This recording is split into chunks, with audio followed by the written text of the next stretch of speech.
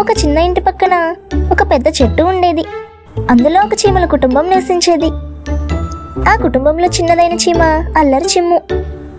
పేరు చెప్తే చాలు చెట్టంతా అల్లరి.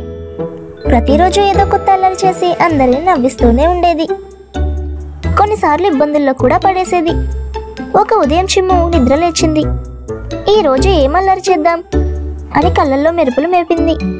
ఇంటి కిటికీ దగ్గర మనుషులు పెట్టిన జిలేబీ ముక్క కనిపించింది.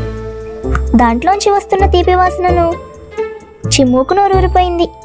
అమ్మా, నేను జిలేబీ తీసుకొస్తాను అంటూ పరుగులు తీసింది.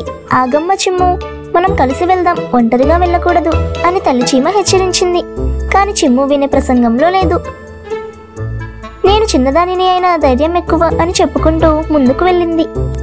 కిటికీ దగ్గరకు చేరిన చిమ్ము తన చిన్న కాళ్లకు శక్తినంతా పెంచుకొని జిలేబీ ముక్కను లాగడం మొదలుపెట్టింది. జిలేబీ చాలా బరువుగా ఉంది. లాగి లాగి చిమ్ము అలసిపోయింది. అప్పుడే గాలి అకస్మాత్తుగా వీచింది. చిమ్ము తూలిపై జిలేబీ మీద పడిపోయింది. జిగురు పాకల్లో చిక్కుకుంది.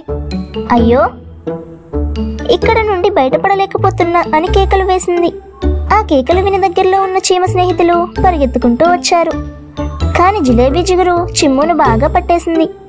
కదలడం కూడా కష్టమైపోయింది. అంతలో చిమ్ము తల్లి కొంతమంది పెద్ద చీమలను తీసుకొని అక్కడికి వచ్చారు.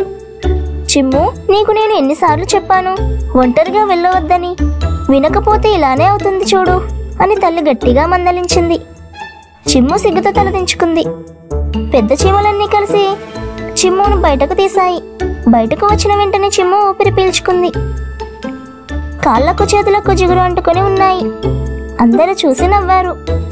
చూడండి, మన చిమ్ము జిలేబీ అమ్మాయి అయిపోయింది అని స్నేహితులు ముచ్చటించారు. తల్లి చీమ చిమ్ముని ఇంటికి తీసుకువెళ్ళి శుభ్రం చేసింది. చిమ్ము, చిన్నవాళ్ళు ఎప్పుడూ పెద్దవాళ్ళ మాట వినాలి. అలా అల్లరి చేసి ఒంటరిగా తిరిగితే ప్రమాదం. నువ్వు ధైర్యంగా ఉండడం మంచిదే, కానీ జాగ్రత్త కూడా అవసరం అని ప్రేమగా అర్థం చెప్పింది. చిమ్ము తల్లి మాటలు విని నెమ్మదిగా తల ఊపింది. అమ్మా, ఇక నుంచి నీ మాట తప్పకుండా వింటాను. ఈ రోజు నేను చేసిన అల్లరి వల్ల అందరూ ఇబ్బంది పడ్డారు. ఇకపై అలా చెయ్యను అని మాట ఇచ్చింది. తల్లి చిమ్మును దగ్గరికి తీసుకుంది. అల్లరి చెయ్యి, కానీ జాగ్రత్తగా చెయ్యి. నీ స్నేహితులతో కలిసి మాతో కలిసి పని చెయ్యి, ఒంటరిగా కాదు. ఆ తర్వాత చిమ్ము అల్లరి పూర్తిగా తగ్గించలేదు. చిన్న చిన్న అల్లరి చేస్తూనే ఉండేది, కానీ ఎప్పుడూ ఇంటి వాళ్ళతోనే ఉండేది. ఏ పని చేసినా ముందుగా ఆలోచించి చేసేది. కొద్ది రోజుల తర్వాత మరొకసారి ఇంటి దగ్గర ఒక చాక్లెట్ పడిపోయింది. ఈసారి చిమ్ము వెంటనే దాని దగ్గరకు పరిగెత్తకుండా, అమ్మా, స్నేహితులు, మనం అందరం కలిసి వెళ్ళి తీసుకుందాం అని చెప్పింది. అందరూ ఆశ్చర్యపడ్డారు. అయ్యో, మా చిమ్ముకి బుద్ధి వచ్చిందా అని స్నేహితులు నవ్వారు. అందరూ కలిసి వెళ్ళి ఆ చాక్లెట్ను తీసుకున్నారు. అందరూ కలిసి పనిచేయడం వల్ల ఎంత ఆనందమో అని చిమ్ము అర్థం చేసుకుంది. ఇలా చిమ్ము చేసిన అల్లరితో మొదలైన ప్రమాదం చివరికి ఒక మంచి పాఠంగా మారింది. చిన్నదైన చిమ్ము పెద్ద బుద్ధి నేర్చుకుంది.